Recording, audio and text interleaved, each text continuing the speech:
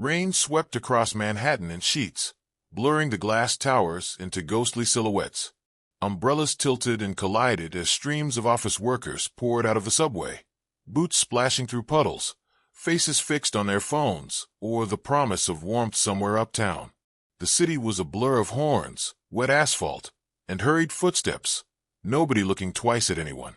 Just beyond the subway entrance, a man sat slumped against the cold marble wall of a high-rise. His coat, once tailored, hung in tatters. Mud streaked across his sleeves, and his shoes were scuffed beyond recognition.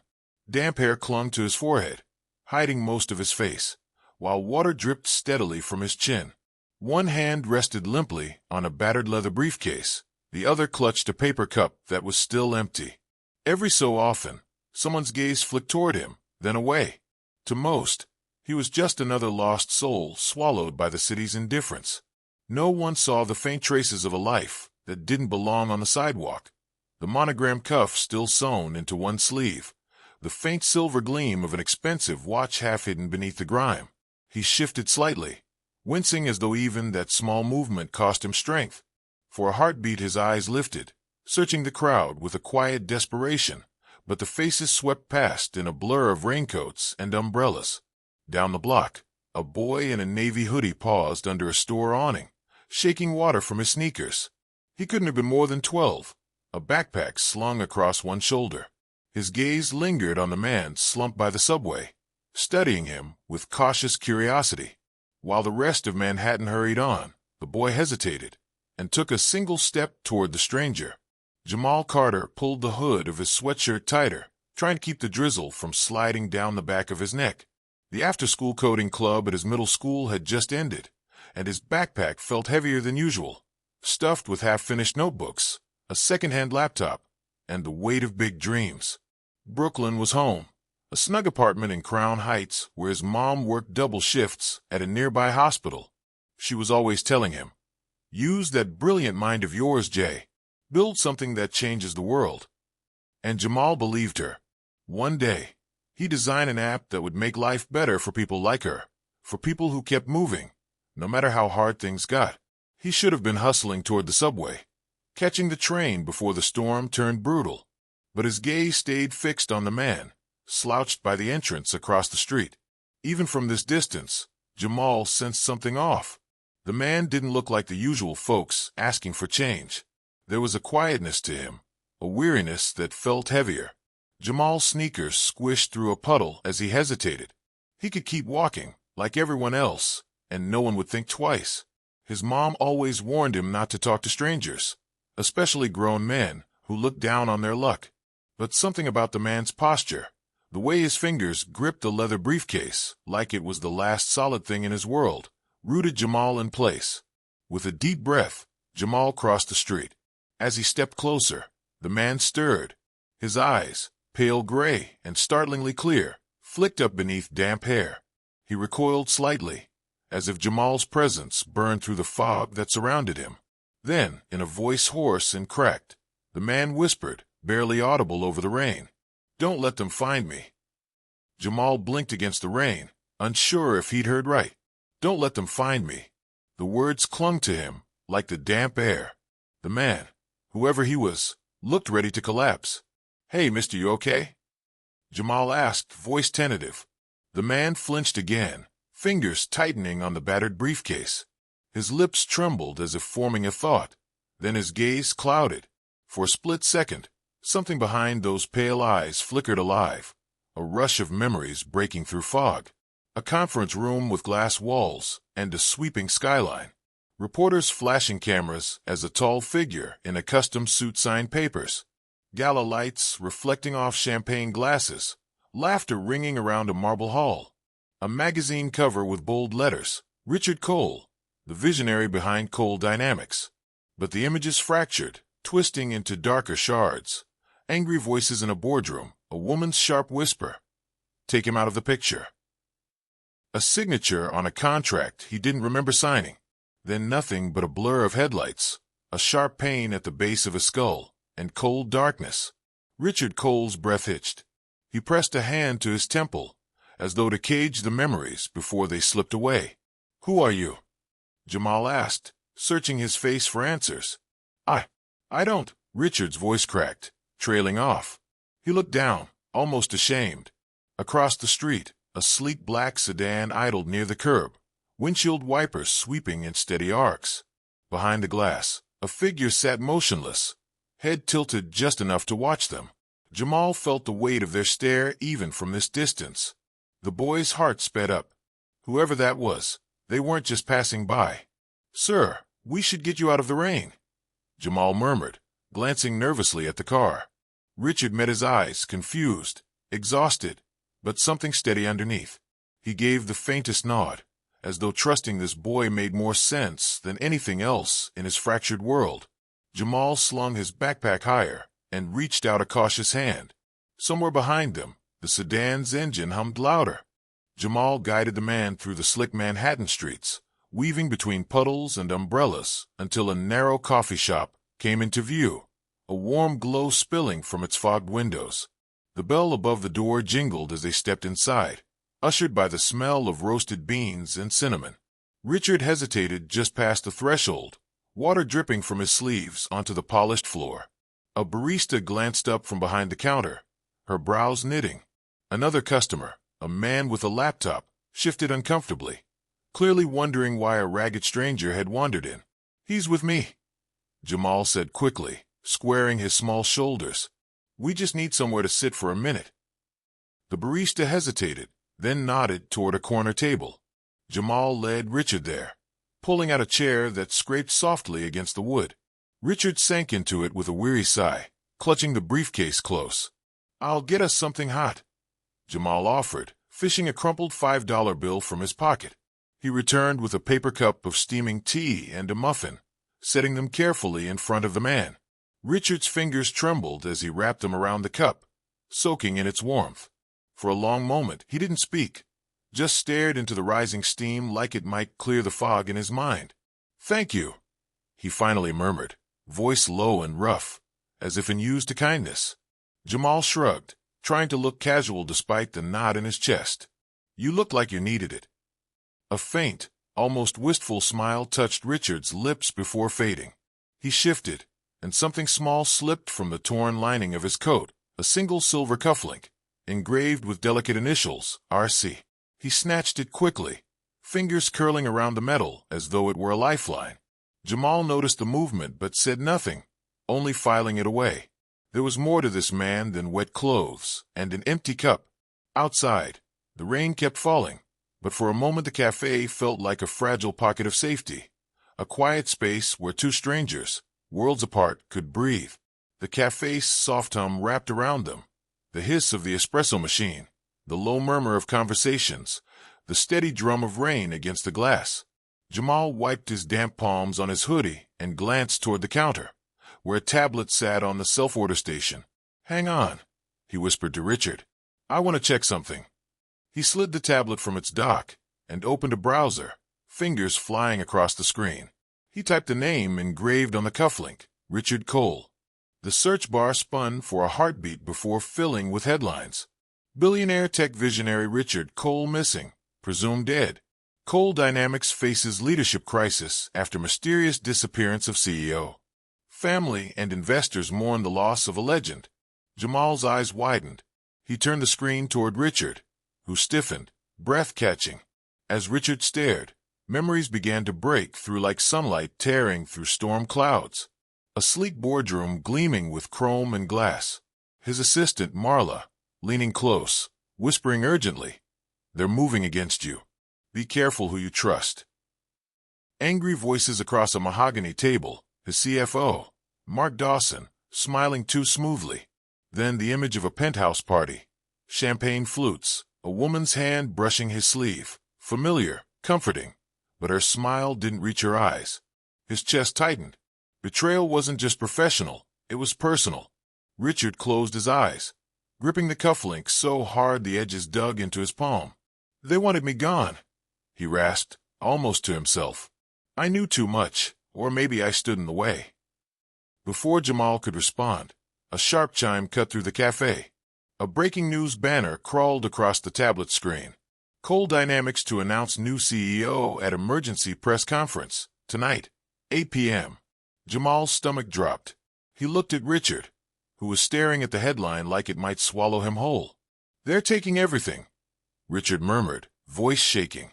"All of it, everything I built." Outside, a car splashed through the gutter, headlights cutting briefly through the window. The shadowy sedan still lingered near the curb. The rain had slowed to a mist, but the city outside the cafe window felt sharper now, like the storm had peeled back a layer, revealing something harder underneath. Jamal kept glancing at the curb, where a black SUV had pulled up. Its windows were tinted so dark they reflected only the streetlights, not the people inside. Richard saw it too. His shoulders tensed, and the hand resting on the briefcase tightened until his knuckles went white. "Is that someone you know?" Jamal asked carefully. Richard didn't answer. He stared at the vehicle as though it were an omen, the fog of exhaustion lifting just enough to let fear take root. The cafe door opened with a chime, letting in a cool draft. A woman stepped inside, shaking rain from the sleeves of a cream-colored trench coat. She was immaculate, every strand of honey-blonde hair in place, a leather folder tucked under one arm. Her heels clicked softly as she approached their table. "Richard," she said, voice warm but edged with something metallic. "Thank God. We've been looking everywhere for you." Richard's jaw worked, but no words came. "I'm Victoria Hale," she continued smoothly, turning a sympathetic smile toward Jamal. "I work with Mr. Cole's company. He's been under a lot of stress. We just want to make sure he's safe." Jamal frowned. Something about her tone felt too rehearsed, her smile too still. "You should come with me, Richard," Victoria urged, leaning in. "Let's get you somewhere quiet, away from all this." Richard's fingers twitched against the cufflink in his pocket. Jamal noticed his hands trembling, ever so slightly, not from cold, but from something deeper. "Maybe he doesn't want to go," Jamal said, surprising himself with how steady his voice sounded. Victoria's gaze slid to him, cool and assessing. Then she looked back at Richard, lowering her voice just enough for Jamal to catch. "The longer you stay here, the harder this gets. You don't want to make things messy, do you?" Richard's breath came unevenly. Jamal felt the room tighten around them. Whatever this was, it wasn't just about kindness anymore. It was about survival. Jamal led Richard through the drizzle-slicked streets, heart thudding each time headlights flashed behind them. They ducked into the subway, rode uptown, then climbed 3 flights of stairs to a narrow apartment perched above a bodega. It belonged to Jamal's neighbor Malik, a college student who worked nights at a recording studio. Malik wasn't home, but he'd once given Jamal a spare key for emergencies. This felt close enough. Inside, the apartment smelled faintly of takeout and sandalwood candles. From the living room window, the city sprawled out in glittering rivers of light. Richard moved slowly, as though every step weighed a ton, but his gaze caught on the skyline. Something about the view seemed to steady him. He settled on the worn couch, damp coat draped over his knees. For a while neither spoke. Then, haltingly, Richard began to talk. He told Jamal about a boy from Queens who hustled through college, taught himself coding, then launched a tiny software company out of a basement. About long nights building products no one believed in until, suddenly, they did, and Coal Dynamics was born. He painted scenes of boardroom triumphs, IPO celebrations, and charity galas where his wife, Elise, always sparkled at his side. But his voice hardened when he spoke of Mark Dawson, his CFO, and Elise in whispers by the terrace, their laughter cutting through a rooftop party. About contracts signed under pressure, numbers that didn't add up, and the cold dread the night before he vanished. "I woke up in an alley," Richard said quietly, staring at the floor. "Everything was gone, my company, my marriage, my life, and nobody came looking." He glanced at Jamal then, eyes weary. Why are you helping me? You don't even know me." Jamal shifted, meeting his gaze without flinching. Because nobody else did. For a heartbeat, silence hung between them, thick but somehow hopeful. Richard's lips curved, not quite a smile, but something close. He straightened a little, resolve flickering to life. "We need to stop them," he said. "I have to take back what's mine." "Then let's figure out how," Jamal replied, already pulling out Malik's old laptop. By the time the rain faded into mist, Jamal and Richard were on the move again. The city hummed beneath a violet sky, lights from skyscrapers cutting through the haze like beacons. Richard's shoulders squared a little as they neared Midtown. The closer they got to Coal Dynamics headquarters, the more the man who had built an empire seemed to surface from beneath the grime.